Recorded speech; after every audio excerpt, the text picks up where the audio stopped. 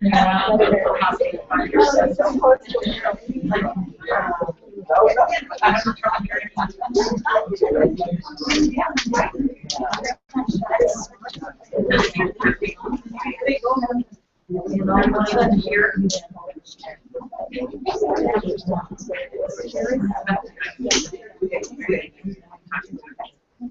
it's a pleasure to see all of you here this evening. Thank you for coming out. I know that sometimes this time of day can be difficult for people. Our intention is that you can come and have an opportunity to meet with some of the candidates that are running here in Northeast Indiana for the Indiana General Assembly. Gives you a chance to see the difference in how these candidates stand on various issues, disability-related issues, as you well know. We have some crossover issues with other organizations as well. But I want to thank all of the candidates that are here for coming this evening and giving us an opportunity to meet with you. We do know that we have several other candidates that will be kind of coming in. They're coming from a distance for one reason or another, and they'll be coming in a little later, so we may see some other people fill up the table as the time goes on. But we need to get started.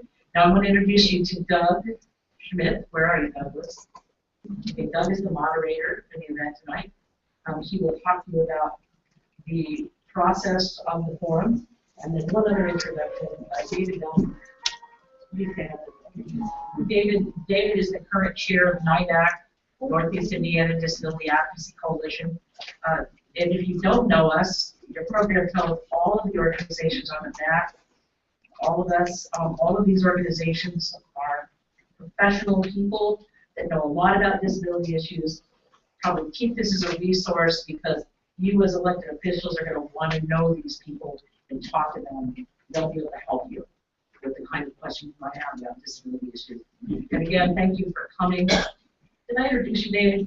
Yes. You did? Yes, that's current chair. Yeah, President and CEO of Lutheran Line and current chair of NEIDAC. All right, thank you for all of you, and I'll turn it back over to Doug. Thank you.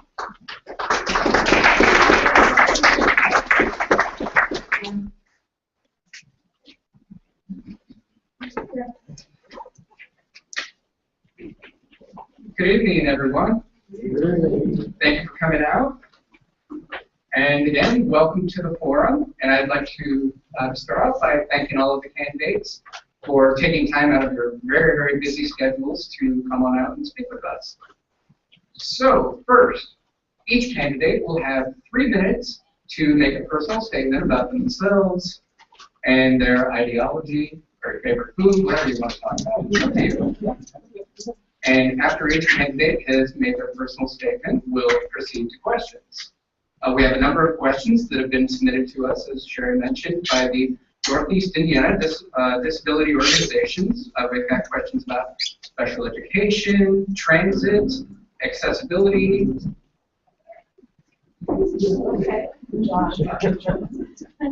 Special education, transit.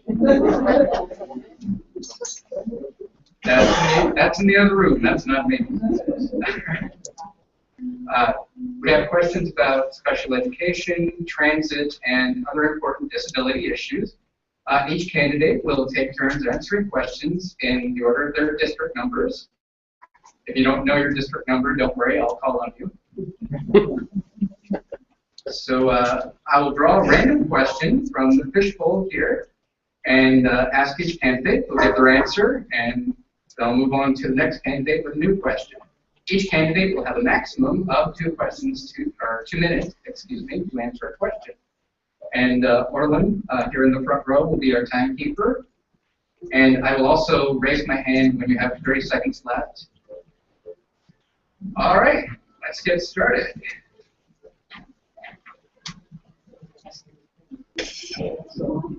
Sounds like, okay. 15th District, Jack Morris, personal statement, please. Hi, I'm Jack Morris. I'm a Democratic candidate for Indiana State Senate. I'm pretty much a lifelong resident of Fort Wayne. My family moved here when I was just 3. Lived in those little duplexes out in Southampton. You know, my dad had a gas station there at Hampton, Indiana.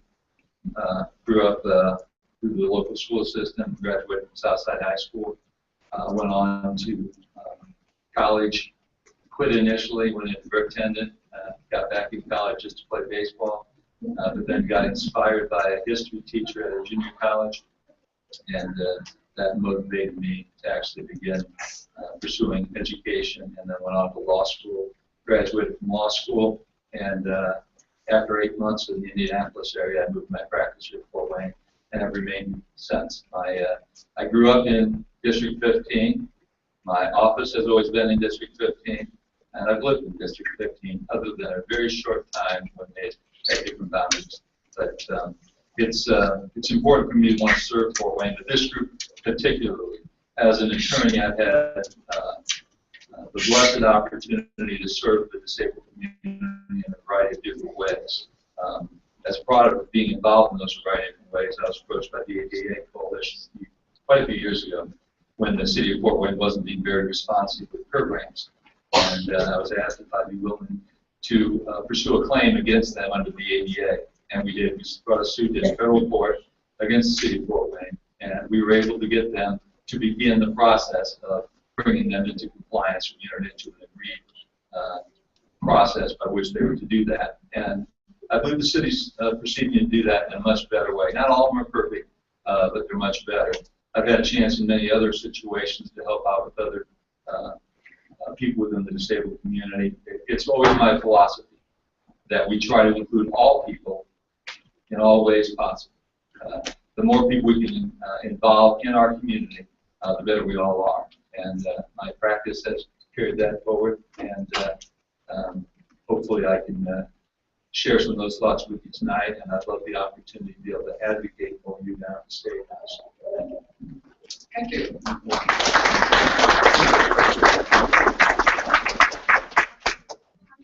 And Liz Brown, personal statement, please.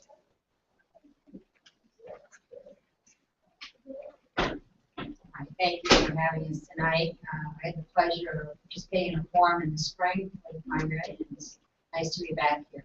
My name is Liz Brown. I am a Republican candidate for State Senate District 15, and my husband and I have lived here over almost 25 years, and raised our 7 children here.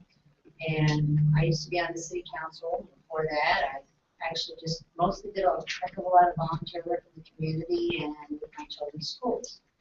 But I sort of dipped my toe into politics when our youngest was starting high school, and I was going to have a little more free time on my hands. So that's how I've gotten involved. And since then, I've been more involved even at the state level in terms of making sure that the state of Indiana has the best education system we can provide, and be a leader in the country. And I think we're heading in that direction, but we have some improvements to make. I also want to make sure that economically that we have a sound fiscal policy and a budget that we can afford. Some of our neighboring states, as you might know, are not in such a positive balance sheet as we do. And then finally, workforce development, which I think from some of your questions we're going to be answering tonight, some of you will be interested in that. And that just doesn't mean higher education, but how can we get all of our individuals who are looking for work, how can we provide the skills that they need to fit the jobs that we have right now? So thanks very much, and look forward to answering questions. Thank you.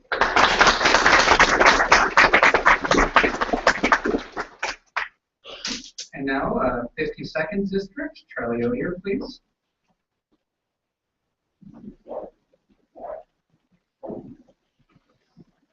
Hello, everybody. My name is Charlie O'Leary. I'm chairman of the DeKalb County Democrats. I'm vice chairman of the 3rd District Democrats. I'm chairman of the Rapid Response to United Steelworkers. I've lived in Fort Wayne most of my life. The thing I do is I'm involved. I'm involved with Toys for Tots, Socks for Seniors. I ran a charity out of Woodburn called Caring and Sharing, where we help cancer patients with their bills get back and forth to Indianapolis for their treatments. I'm a pure advocate for giving back, because that's what the people in the state have to do. We need a voice for everybody to make fair and equal to every person in the state. And some people just don't get heard. And I'd like to be the person that goes to the State House and puts forward the things that we need to get done. Thank you all. Thank you.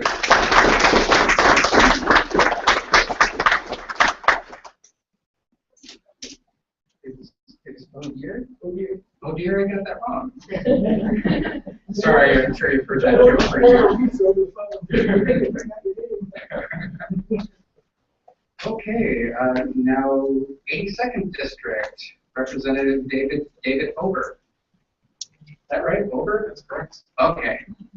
Yes, sir.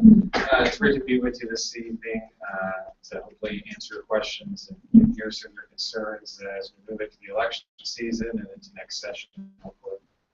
My name is David Ober. I am the current state representative for District 82, which includes all of Noble County and portions of Northwest Allen, Churubusco, and parts of LaGrange and Elkhart County. So it gets around to 400 counties in Northeast Indiana. Grew up in Noble County. I went to Cincinnati High School, a Purdue graduate.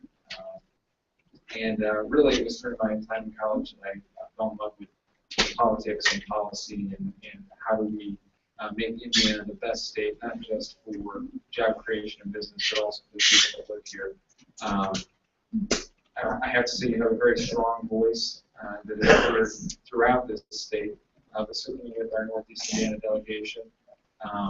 We have one of the strongest delegations in the State House simply because we have a bunch of servant leaders that listen to not just those in this room, but also others in our region. So please know that you are heard and that your concerns are very important to those of us who are making policy and making those important decisions at the State House. I'm finishing my first term and looking to start a second term. I serve on the Employment, Labor, and Pensions Committee in the House, as well as the House Ways and Means Committee. And thank you again for the opportunity. Forward to having another conversation about the issues. Thank you.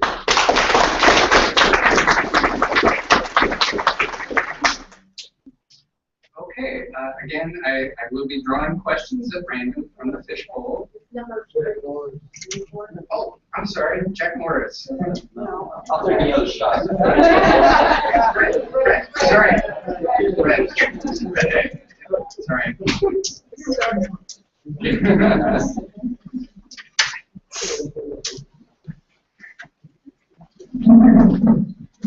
My name is Fred A., President of Fort Wayne. I'm in the 84th District. My opponent is Bob Morris. Didn't see you this evening.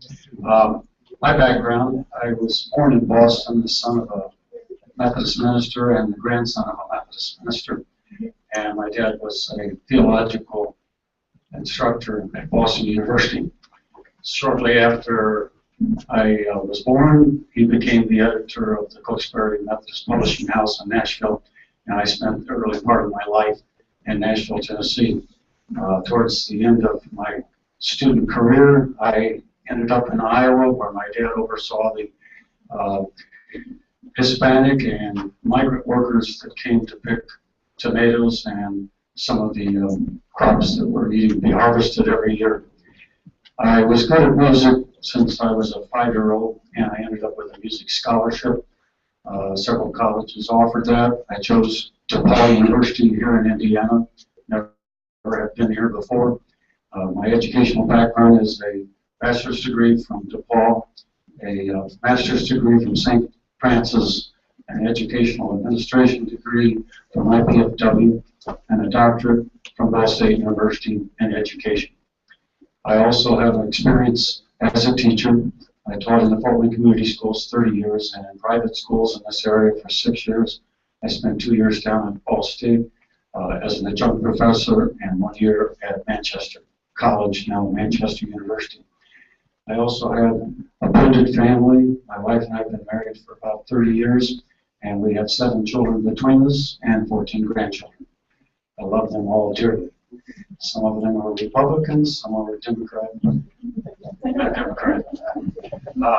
I spent many years, last 40 years, in prayer with my younger sister Nancy, who is disabled and lives in assisted living in Cincinnati.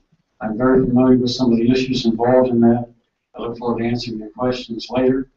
and appreciate the opportunity to be here tonight. Thank you. Thank you. Thank you, Jay.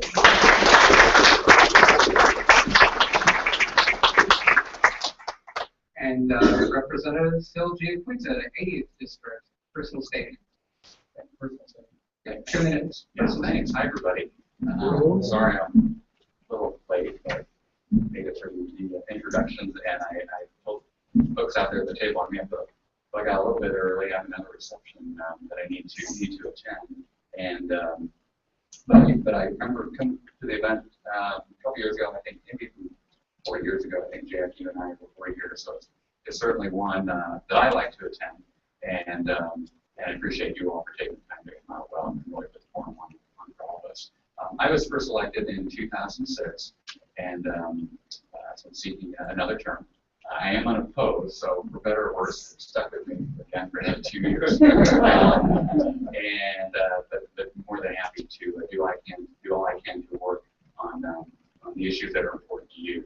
I think one thing that we have to keep in mind here as we go forward in a budget year, which is the long session that's coming up.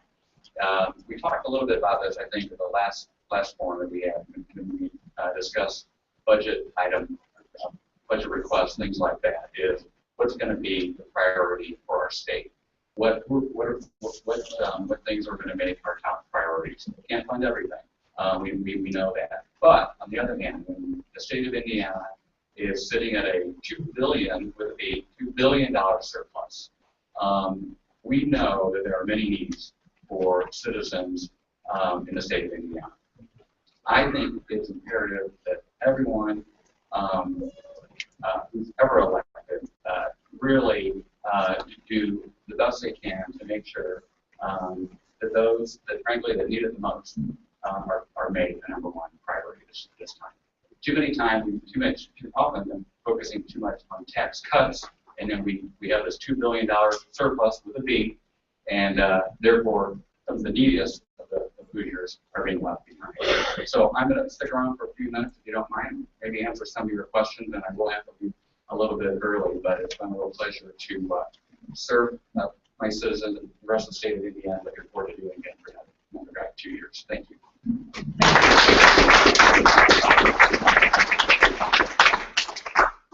Okay, that's everybody for sure this night, right? Okay, good.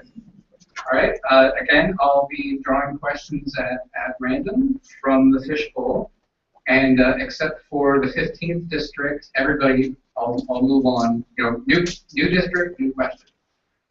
If you're in the same district as somebody else, you have to answer the same question. Well, that makes sense.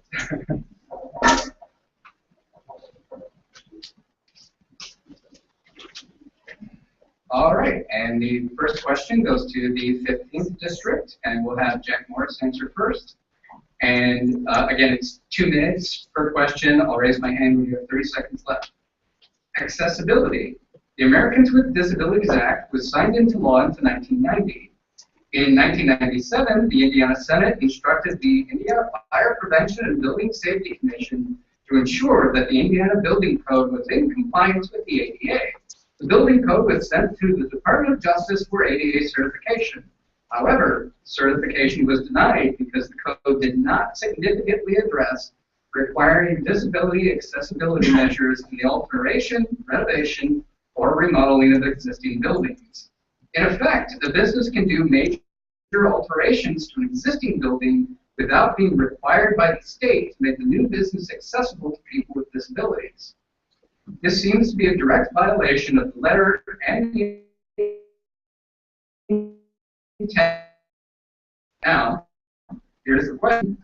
If you are elected, what would you do to ensure that businesses remodeling an existing structure are required to add disability accessibility as part of their plans?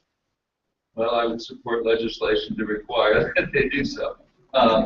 You know, unfortunately, there is still an avenue for people, but the avenue is to pursue in federal court under the ADA, and that is cumbersome in that kind of situation. And really, it's ineffective. I mean, it's not the best way to pursue things when we have to litigate about them. But when we rebuild, that's the best time. When we're involved in construction at that moment, it is the best time to do it. as we learned with the curb ramps, it doesn't cost much more to build one the right way when you first do it, but it costs a lot more to go tear it up later. And so as we're doing restructuring in a building, as we're spending the money on that structure, it's the best, most efficient time to make the changes. And the ADA does require it, and it is a bit offensive that Indiana's didn't have the teeth in it necessary to comply, because it's a disregard of the philosophy of the ADA that we want to make everything accessible to everyone as much as possible. There are some exceptions for impossibility circumstances. Those should be the exception and not the rule. So when we have the opportunity, when a building is being rehabbed, the state of Indiana should require that they meet the ADA requirements. To me, that's a pretty straightforward thing that we ought to do. Thank you.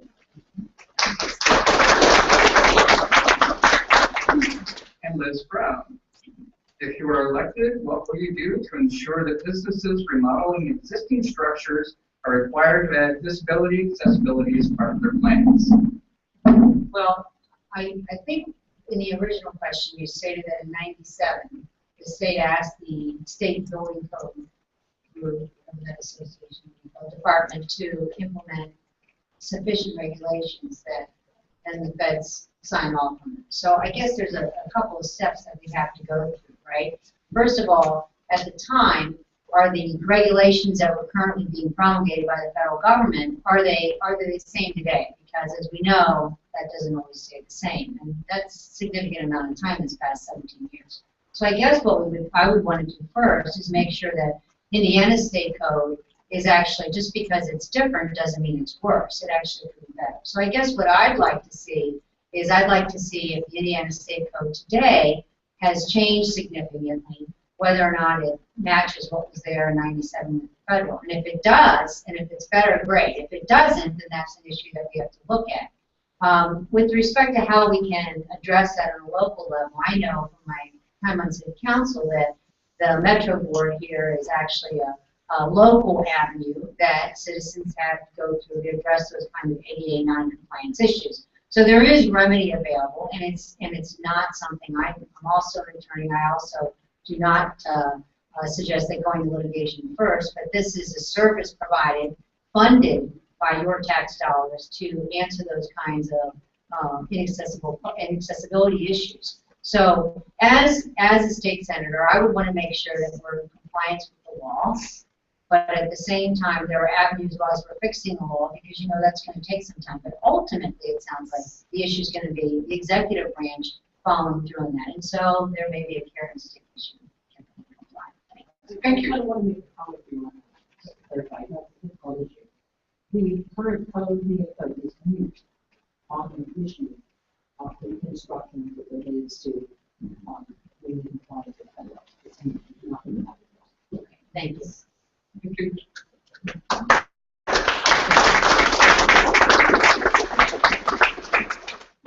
And the next question will be for Charlie O'Dear in 52nd District. Direct support professionals. Direct support professionals assist people with physical or intellectual disabilities with the development of basic living and social skills and help them be integrated into their communities. Although the number of people seeking these services is growing, DSP wages have not significantly increased, making it difficult to attract and retain people in this vital position. In 2007, Indiana launched an innovative workforce development program, the Direct Support Professionals Project. Through this project, DSPs received opportunities to advance their skills and earnings through certification at Ivy Tech Community College and other venues. Unfortunately, this project was eliminated in 2012 due to budget cuts. And the question is, if elected, would you support refunding the Direct Support Professionals Project? If not, how would you address the need for more DSPs? Well, I would definitely put it back in place. These are things, my brother was born with cerebral palsy. He had half of his brain removed back in the 60s. back in those times, it was unbelievable things that went through. My parents could have put him in a home, and they didn't because they were not going to do that. It's never going to happen. I've seen firsthand how somebody come in and help him in a day-to-day operation to help somebody stay at home. We need more in-home care. We need the possibilities of people. These jobs pay enough that people would want to do them. People can't live on a minimum wage. These are jobs that people do out of their heart. I mean, they care about people. That's the reason they do it. You have to give them an incentive to do that. You have to give them a reason. This world is just getting so crazy with people chasing money and chasing money and chasing money. Here we sit on a $2 billion surplus, and we can't get the basic needs of people who need it the most. What's wrong? What's wrong with this thing? We've got a second board of education we don't need. We're spending millions of dollars on that board. We don't need it. We could put that money to work at everyday projects for everyday people. And that's the things we need to get addressed. That's what we need to do. Thank you.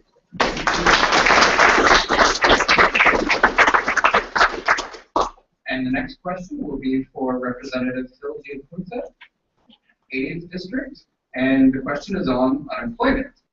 In July of 2014, nearly 70% of the general population was part of the labor force, either working or actively looking for work. However, only 19.4% of people with disabilities were in the labor force. This means that not only are people with disabilities more likely to be unemployed, they are also more likely to be discouraged workers, long-term unemployed, who become discouraged and give up actively searching for jobs. So the question is, what can state governments do to reduce this disparity? If elected, how would you encourage people with disabilities to look for work, and how would you create opportunities for employment for people with disabilities? Thank you. Yeah, I think we just need to be vigilant, do what we can to work with the agencies, those that are here in the room. For example, I work for Fort Wayne City Utilities, and we are in the process of implementing a new billing system. Hopefully have it up and running here in the next 6 to 8 months.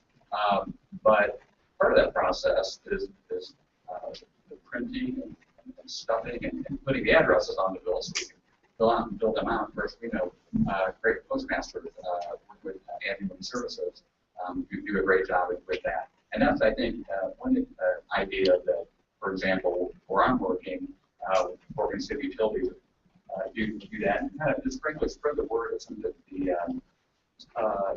good folks that do these sorts of things, and really just be sort of vigilant about it. And I think that would help. But I think more importantly is if we in government can work with the private sector a little bit more, talk with them, talk about the different programs that are out there that do exist, and encourage them to work with folks that need employment. So we can, as you mentioned, about 19% that can raise that a little bit. Thank you.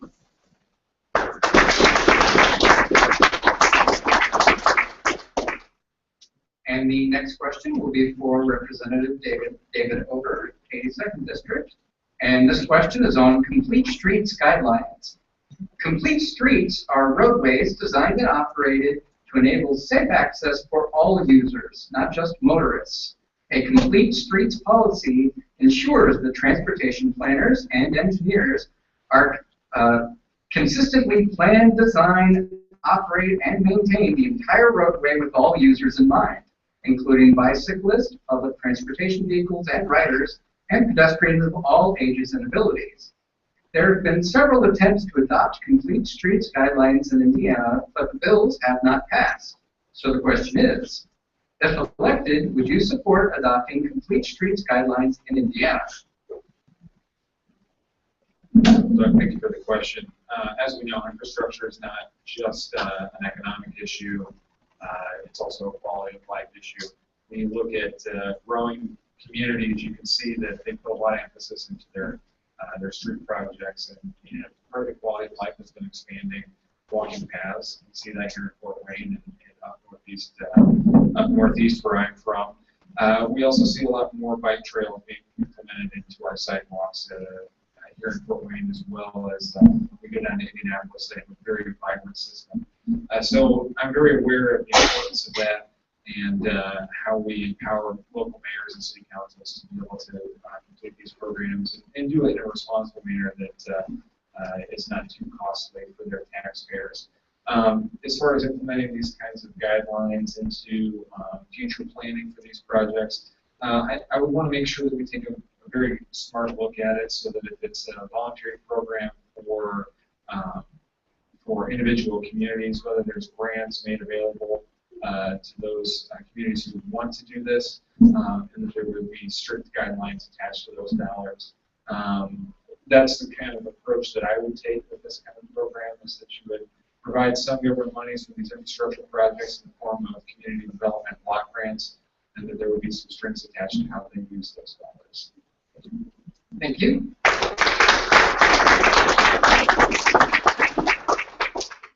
And the next question is for Fred Haig, 84th District. And this question is on disability advocacy. Disability stakeholders in Northeast Indiana work together to find the best and most cost-effective solutions to provide for the long-term health and welfare of people with disabilities. It is our expectation that we will work with our legislators to the same end. So the question is, if elected, how would you work with disability advocacy groups and individual disability advocates to assure full inclusion for people with disabilities? I like to think of myself as a servant leader.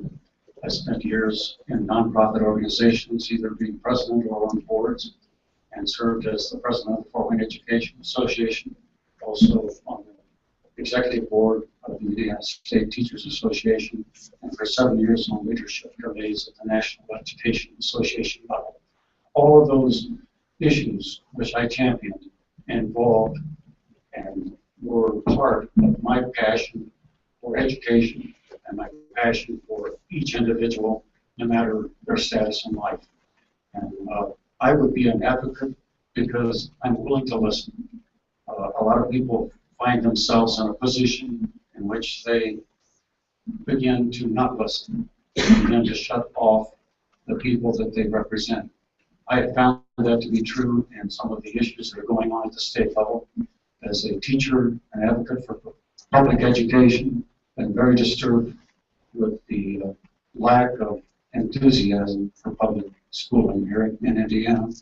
And I would be very willing to talk to anybody about disability advocacy and support any issue that they would ask to have support.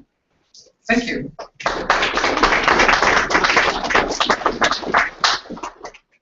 And we're going back to the 15th district. This question will be for Jack Morris first. And the topic is Medicaid waivers. Currently, over 8,000 people are on the waiting list for Medicaid waiver services in Indiana. And the question is, would you support increasing funding for Medicaid waiver services? And are there other areas of government spending you would consider cutting to free up funding for Medicaid waiver services? It is one of the areas that's a real question about allocation of resources. I've had a few clients that have been on a long waiting list to get on the waiver of Medicaid, and it is extremely harmful to them and their family life having to wait for that. And it's a shame when we cut those kind of services where you can't get that processed in a timely manner. And so that is an area we would need to use funding for. Now, when we talk about making room for it elsewhere, the reality is so often we spend money on the symptoms and the problems, but we don't spend it on the thing that will stop having a lot of those problems. And this is one of those areas. When we don't invest in the caseworkers to help assist the process of getting through these programs, we end up having the individuals who should be benefiting actually having a lot more problems because they're not getting the assistance they need, and therefore we end up having more expensive situations. It's truthfully, this is one of the fundamental problems of our government as it goes, is that we fail to look at how do we prevent the problem from developing in the first place. instead of all the money we spend on the problem. And a lot of that, when we deal with the people with disabilities and the advocacy groups, if we would be more aggressive on dealing with those issues before they spring up more deeply, we would actually save money in the process. And the Medicaid waiver would be a place that we actually save money if we process them quickly. Thank you.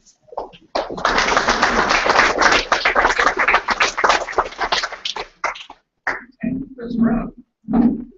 I guess I'd want to know first why the 8,000 people who are on the Medicaid waiver list are on the list. Are they waiting? Or is not funding to process them? Or is the system itself inefficient? I think we've all experienced inefficiencies in government. And certainly if that's the case, if it's a bureaucracy that's not responsive, then I think we can do something about that.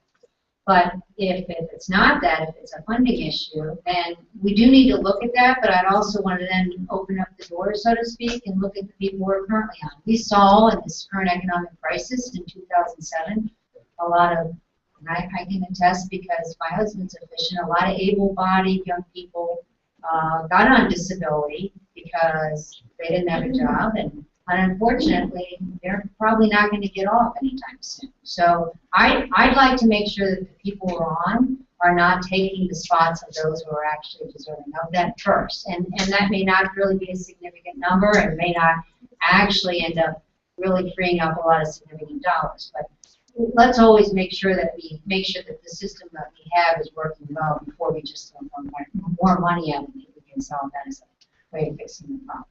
Thank you.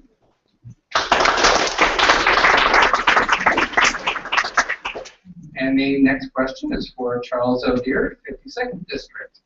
And the topic is autism and medical insurance coverage.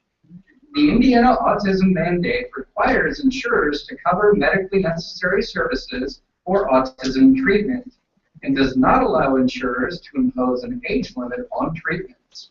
However, many families of children with autism are struggling to get coverage or to keep coverage once they have it. So the question is, if elected, are there steps you would take to help families of people with autism to get the help they need?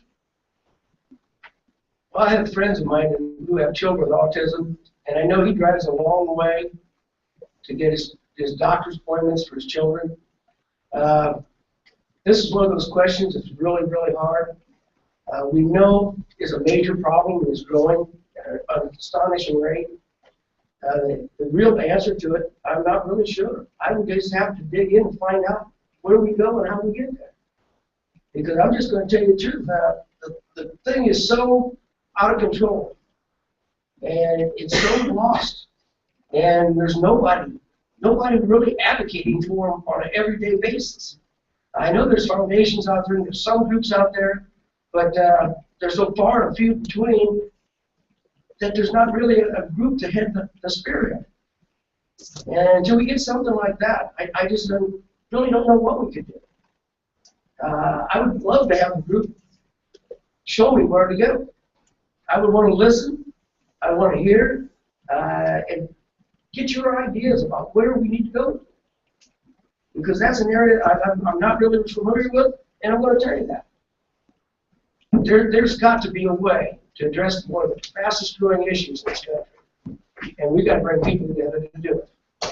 And who those people are? It's the parents. We've got to get a group of parents that are willing to fight. We've got to get them together, we've got to get them with one voice, and we've got to make them loud. Yeah. Thank you. Thank you.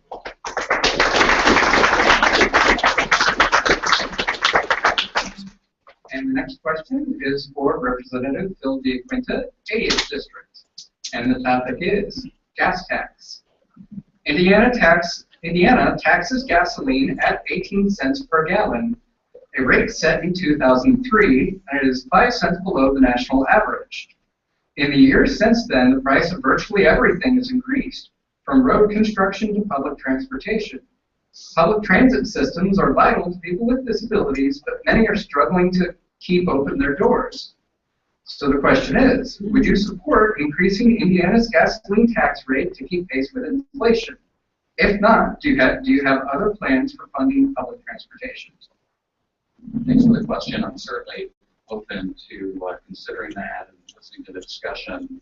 I get what the exact increase in the revenue, even a penny or two, would bring in quite a bit. So I certainly would consider that. It's interesting because you're absolutely correct.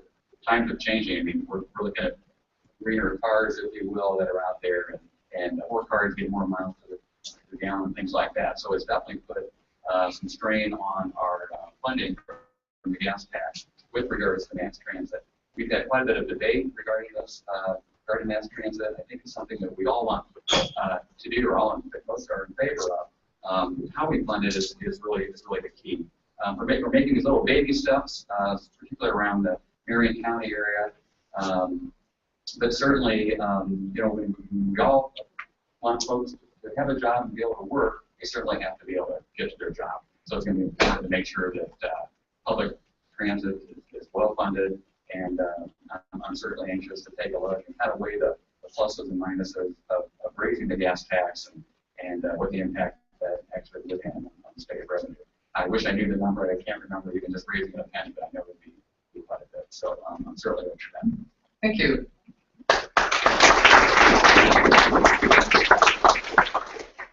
And the next question is for Representative David Ogre. And the topic is Veterans Disability Plans. A new law created a legal clinic program benefiting Indiana veterans. Indiana law schools can create clinics where law students can help guide veterans through the disability claims process. In addition to helping veterans with disabilities, the law will help students gain experience in Veterans Affairs issues. Currently, the program will be funded by donations and sponsorships.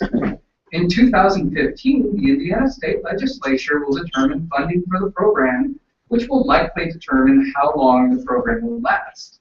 So the question is, if elected, do you feel this program is one you would support? And if not, what would you do to help Indiana veterans with disabilities get the benefits they need? Again, another great question, and having been in the legislature when this law was passed, I can say that this is one of those things that it was one true issue where we felt like we could actually make a difference in the lives of so many here in our state. I think the intent of the law was that this would be some kind of a pilot program to see how this would work, get some experience, and then funnel resources if it was something that truly was going to make a dent in the problem. If that data comes back next year, which I expect that it will, that program is working, that it's being well utilized, I would say that it should be something that we invest more dollars into and fully support that. And not only support just for veterans, but also I can see this program being opened up and utilized for other groups of people that can utilize the services as well. Thank you.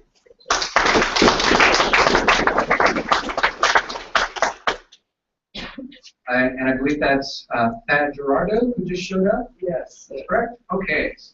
I'll give you the next question since you haven't had a chance yet. And you'll have 2 minutes to answer the question. When you have 30 seconds left, I'll raise my hand. So this. Oh, I don't think I said your district. Thad Gerardo, 81st District. Oh, that's true. That's true. I should let you make an opening statement. 3 minutes for an opening statement, please. Thank you. Thank you for having me today. I apologize that I'm late. Unfortunately, I still work a regular job, so 8 to 5, and I have to stay late today. A little bit about me. I'm born and raised here in Fort Wayne. I went to Bishop Langer High School. I graduated from IPFW, and I work and live downtown. My basic philosophy isn't necessarily on the size of government, it's the effectiveness. And I think we need to have effective government that works just for the average Joe, the average person. And when I talk about what I actually believe in my philosophy, I don't try to use labels, because I feel labels end discussions. And too often, we haven't come to an issue with an open mind. And I feel more and more people need to shed the labels, look at common sense, and actually talk about issues. I'm a Democrat from a huge Republican Catholic family, so I've had a lot of discussions. And I would like to, so when I describe myself, I come to the table with an open mind every time. Thank you. Thank you. Okay, and your question will be on the minimum wage. The minimum wage in Indiana is $7.25 an hour, the same as the federal minimum wage. As of July 2014, Indiana had a 5.9% unemployment rate. Many other states, including our neighbor Ohio, had a higher minimum wage but lower unemployment. So the question is, if elected, would you support raising Indiana's minimum wage? Yes, actually, I've thought a lot about this issue, actually, and unfortunately, this is one of those issues that the discussion ends a lot. A lot of times extremes on both sides in the discussion, with either an extreme on this side saying we need a huge amount of money as minimum wage, an extreme on this side not recognizing the amount of poverty that's going on here in our own city. So when I talk about minimum wage, I think there's actually a good compromise in this issue. In fact, I looked up, and Ohio does have the same minimum wage as us, but for small businesses. Companies making under $283,000 a year have the same minimum wage as Indiana. As companies making over that is we're at $780. And that seems like a reasonable compromise here. I mean, I've been in the neighborhoods quite a bit, and in my district we have very, very poor neighborhoods, and we have very, very wealthy neighborhoods. It's downtown all the way to DuPont. So I've seen the effects of people living in poverty, and in the year 2000, Fort Wayne had a poverty rate of 9%, people living under the poverty line. 2014, that's 23%. That's a problem. 725 in 2007 isn't 725 in 2014. We need to recognize that. Realize we shouldn't be saying that's acceptable in our state. So I think a reasonable compromise would be raising the minimum wage, but I don't want to hurt small businesses either. People in my family have small businesses, and I understand that if you're a mom and pop shop or you're a millennial trying to start your first business, you can't sometimes afford high wages. So we would put a cap. If your business makes over that $300,000 mark, we'll do an increment. States like Hawaii and Maryland have an increment stage where every year it goes up just a little bit, so it's not a huge shock to your business. And I think that would be a good compromise. I think both sides would be happy about that, and it would be better for everybody. Thank you.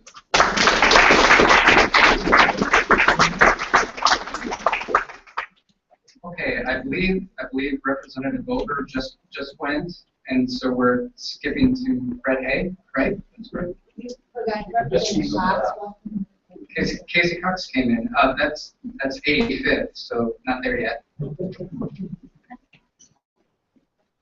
So next question is for Representative Fred Hay, 84th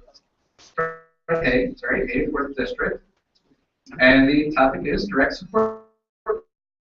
Direct support professionals assist people with physical or intellectual disabilities with the development of basic living and social skills and help them be integrated into their communities. In 2007, Indiana launched an innovative workforce development program, the Direct Support Professionals Project, which allowed DSPs to advance their skills and earnings through certification at Ivy Tech Community College. Unfortunately, this program was eliminated in 2012 due to budget cuts. If elected, would you support refunding the program? And if not, how would you address the need for more DSPs? I would support refunding that program. And the last 4 or 5 years, we have cut huge amounts from our budget. Over $500 million cut just from public education. And we're real proud now to have a $2 billion surplus. But we've cut essential funding. A lot of people need to have some assistance. And for us as a state to assume no one needs assistance, everyone can pull themselves up by the bootstraps is not practical. Our state does not lead the nation in helping the lowest of the low. And this bill would allow some people to get an education or to get the ability, certified ability to assist others. That's worth investing in. Thank you. Thank you.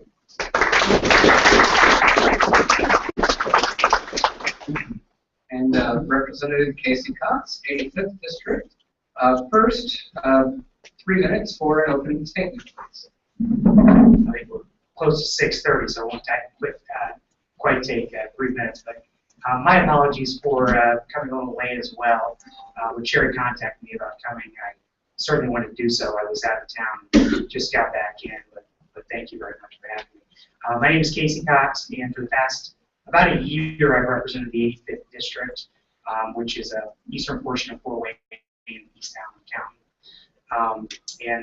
Still continuing to learn as much as I can, take in as much as I can. I'm actually unopposed this November, but the flip side, the delight to that has been that it's given me an opportunity to go to Indianapolis over the summer a few times to be able to focus on some issues of concern for me, new opportunities for entrepreneurs, and college costs for veterans, among many others, among a number of other bills that I've been working on. One of the great things about coming to forums like this, as well as general constituent interaction, I found is there's so much that our leaders in government can learn from people they come across in day-to-day life. I can't tell you in my short time there how many times I received a phone call, an email, or a letter from someone, maybe even about an issue that I really didn't even know much about. But because of that concern, I was able to learn more about it and to do my best to be their representative and to advocate for them. And that's really, I think, one of the great values of forums like this. And I look forward to hanging out a little bit for the reception afterwards and talking with you. So thank you again for having me. Thank you.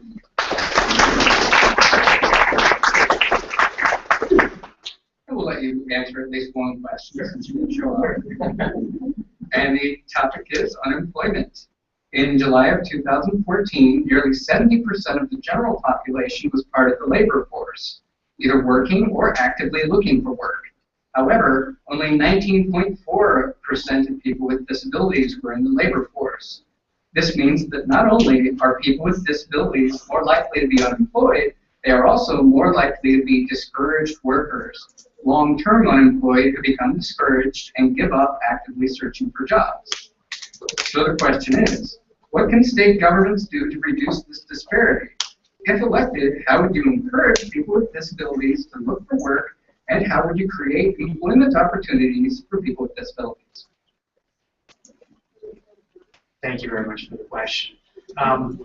One bill we worked on last year that comes to mind that I think interfaces with the question that you just asked, as well as a question I think you asked Representative Oglewood, had to do with veterans with disabilities, really veterans in general. But as we know, so many people, so many veterans come back with disabilities, whether it's physical or post-traumatic stress of that order. And this was an issue we focused on. We focused specifically on veterans, but we also noticed that our veterans with disabilities really were lagging in the workforce and unemployment rate. And one of the things that we did is we made sure that employers could discriminate against those folks. And I think that's one thing certainly state government can do, can step in and make sure that there is equal opportunity for whether in this case it was veterans or veterans with disabilities, or generally people with disabilities all around. And make sure that to the extent that state government can, there's a fair and level playing field so that people are encouraged, are incentivized to look for work opportunities to be able to take advantage of the resources that are available to them. Thank you.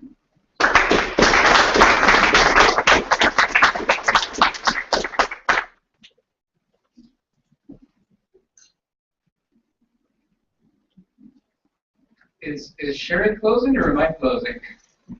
We can split the difference. Split the difference.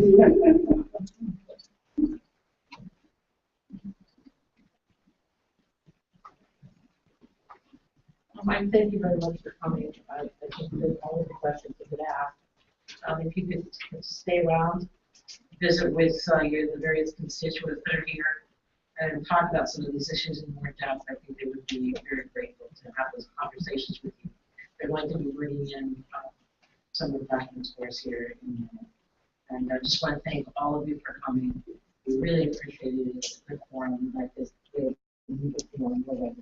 is really cool. For those of you who are elected, to move into the legislative session this year. Thank you, all of you.